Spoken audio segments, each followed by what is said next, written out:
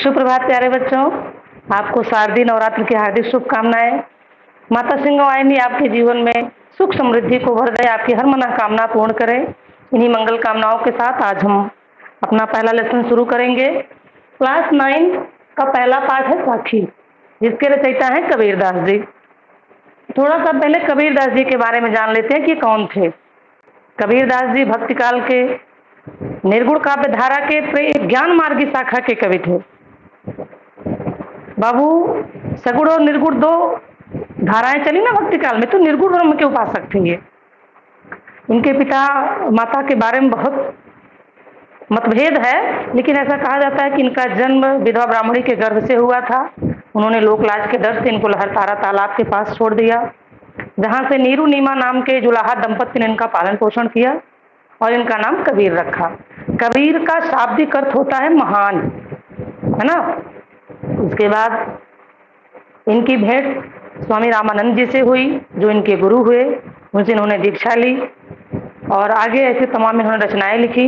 इनकी एक रचना है बीजक, जिसके 3 भाग हैं, साखी, सबद और रमैनी। आपका साखी जो है, जो आपके पाठ्यक्रम में है बेटा, ये दोहा में विभक्त है, सबद पद में विभक्त है और रमैनी आपका चौपाई छंद में है। तो हम कबीरदास जी के बारे में इतना ही जानते हैं बेटा। आप अभी कोर्स पे आएंगे, जब हम इनका जीवन परिचय पढ़ेंगे तो उसमें हम बृहद रूप से पढ़ेंगे बाबू, ठीक है।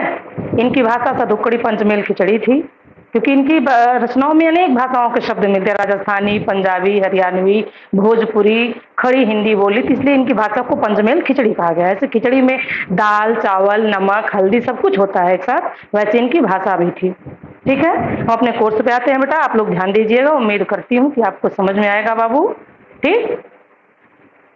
सतगुरु हमसू रीझ कर एक कहा प्रसंग, बरस्या बादल प्रेम का भीज गया सब अंग। इन्होंने गुरु की महत्ता का प्रतिपादन दिया था बेटा। इन्होंने गुरु का स्थान भगवान से भी ऊंचा बताया था, तो वही वर्णन इसमें भी कर रहे हैं कि मेरे गुरुजी, मेरे सच्चे गुरुजी हमसे रीझ कर माने प्रसन्न होकर, एक कहा माने एक कहे प्रसंग माने बात। हमारे गुरुजी हमसे प्रसन्न होकर ज्ञान की एक बात बताएं, जिससे बरस्या बादल प्रेम का।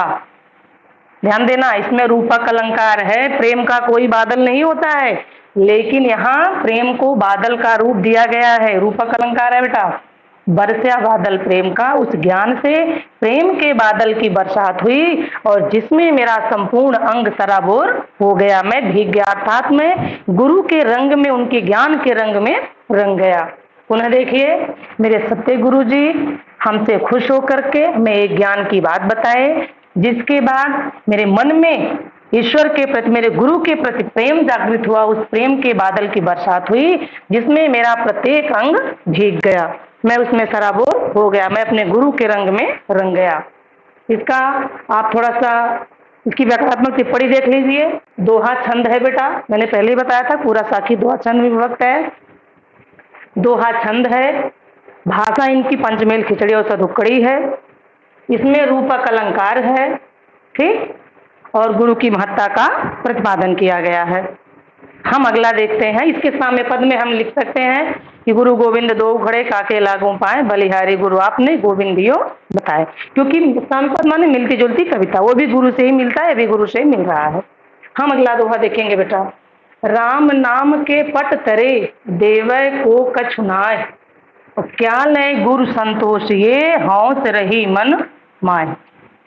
निर्गुण ब्रह्म के उपासक कवि और कबीरदास जी कहते हैं कि मेरे गुरु जी ने, उनके गुरु रामानंद जी थे ना, मेरे गुरु जी ने जो मुझे राम नाम की दीक्षा दी है, उसके पटतरे माने बदले में, देवय माने देने के लिए, कछुनाय माने कुछ भी नहीं है। ये बात एकदम सत्य है बाबू, गुरु के ऋण से कोई कभी ऋण नहीं होता है। तो मेरे ईश्वर ने, मेरे गुरुजी ने जो मुझे राम नाम की दीक्षा दी है, उसके बदले में उन्हें देने के लिए मेरे पास कुछ भी नहीं है। क्या लय गुरु संतोष ये, मैं क्या लेकर अपने गुरु को, मैं क्या गुरु दक्षिणा देकर अपने मन में संतोष करूं। हौस रही मनमान, यही इच्छा, यही बात मेरे मन में बार बार उठ रही है कि मैं अपने गुरु को क्या दे करके उनको संतुष्ट करूं और मैं भी संतुष्ट हो जाऊं। तो गुरु के ऋण से कोई ऋण नहीं होता। आप पढ़े होंगे या नहीं भी पढ़े होंगे तो जान लीजिए, परशुराम जी थे, उनके गुरु भगवान शिव जी थे। वो माता पिता के ऋण से ऋण हो गए थे बेटा, लेकिन गुरु के ऋण से वो भी ऋण नहीं थे। माता पिता ऋण भई नीके, गुरु ऋण सोच रहे वड़ जी के। वो भी गुरु के ऋण से ऋण नहीं थे। तो उम्मीद करती हूँ दोहा का अर्थ आपको समझ में आया होगा बेटा। इसमें भी वही है, दोहा छंद है, भाषा सदुक्कड़ी और पंचमेल खिचड़ी है, और बा वर्ण 2 बार आ गया, अनुप्रास अलंकार हो गया है। ठीक, अगला हम तीसरा दोहा देखते हैं।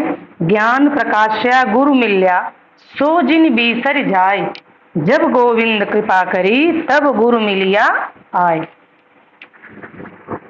संत काव्यधारा के श्रेष्ठ कवि कबीरदास जी कहते हैं, ज्ञान प्रकाश्या, जब मुझे गुरु के ज्ञान का प्रकाश मिला, ज्ञान प्रकाश्या गुरु मिल्या, सो जिन बीसर जाए, मुझे गुरु के द्वारा ही ज्ञान का प्रकाश मिला। और आपको इस बात को कभी भूलना नहीं चाहिए था। सबको, बिना गुरु के किसी को ज्ञान नहीं मिलता है, इसलिए गुरु के द्वारा ही ज्ञान का प्रकाश मिलता है। हमें इस बात को कभी भूलना नहीं चाहिए। और गुरु हमको कब मिलते हैं? जब गोविंद कृपा करी, जब ईश्वर की हमारे ऊपर अथाह कृपा होती है, अनुकंपा होती है, तभी हमें हमारे गुरु हमको मिलते हैं। तो ज्ञान प्रकाश से गुरु मिल्या, सो जिन बीसर जाए। गुरु के मिलने पर ही हमारे अंदर ज्ञान का प्रकाश आता है, और हमें इस बात को कभी भूलना नहीं चाहिए। और जब ईश्वर की अथाह कृपा होती है, तभी हमें हमारे गुरु के दर्शन हो, तभी हमको एक श्रेष्ठ गुरु मिलते हैं। इसमें भी वही चीज है बेटा, गुरु की महत्ता का प्रतिपादन किया गया है। दोहा छंद है, भाषा सदुक्कड़ी है, और लगभग हर दोहे में अनुप्रास अलंकार होता है। जब 2 वर्ण समान मिल जाए तो वहां अनुप्रास अलंकार हो जाता है। ठीक, हम आगे देखेंगे, बहुत डीपली नहीं जाएंगे बेटा। माया दीपक नर पतंग, भ्रम भ्रम इवै पड़ंत, और कहे कबीर गुरु ज्ञान थे, एक आध उबरंत। इसमें सीधे सीधे रूपक अलंकार है। माया दीपक नर पतंग, यह संसार की जो मोह माया है, जो विषय वासना है, वो क्या है? दीपक की तरह से है। नर पतंग, और मनुष्य क्या है? कीट पतंगे की तरह से है। भ्रम भ्रम इवै पड़ंत, जो बार बार घूम घूम करके, भ्रम माने घूम घूम करके, इवै माने इसी पर, पड़ंत माने आकर के गिरता है। बरसात के मौसम में आप देखे होंगे, जब दीपक जलता है, अब तो बल्ब हो गया है, अब तो लालटेन लैंप का नहीं हो रह गया है, तो आज बल्ब के पास ही तमाम कीड़े मकोड़े जाते हैं। तो जब हम लोग छोटे छोटे थे, पढ़ते थे बेटा, तो लालटेन एक देवरी होती थी, उससे हम लोग पढ़ते थे, उससे बहुत सारे कीड़े आते थे और वो जल जाते थे उसी पे।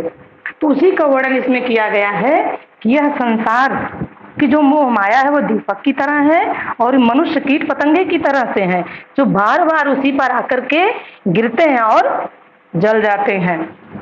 कहे कबीर गुरु ज्ञान थे, कबीरदास जी कहते हैं कि ज्ञान थे माने ज्ञान से एक आध उपरंत।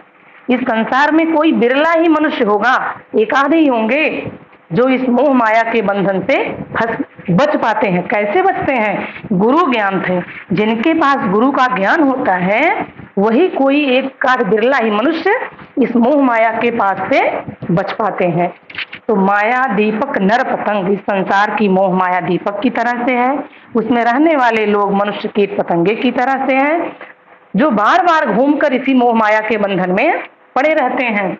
और कबीरदास जी कहते हैं, संसार में कुछ बिरले ही लोग इस मोह माया से बच पाते हैं, जिनके पास गुरु का सच्चा ज्ञान होता है। तो इसमें भी इसका काव्यगत जो सौंदर्य है देखेंगे तो दोहा छंद है, इसमें रूपक अलंकार है, पड़ंत उबरंत आपका तुकांत मिल रहा है, भाषा आपकी सदुक्कड़ी और पंचमेल खिचड़ी है, और यही सब है बेटा। इतना आप उम्मीद करूंगी आप पढ़ के आएंगे। और सब में लगभग गुरु की तीनों में गुरु की महत्ता की बात बताई गई है, तो इसका भाव शाम में गुरु से ही मिलता जुलता रहेगा। और तीसरे का भाव शाम में अगले वीडियो में बताऊंगी। तब तक के लिए राधे राधे।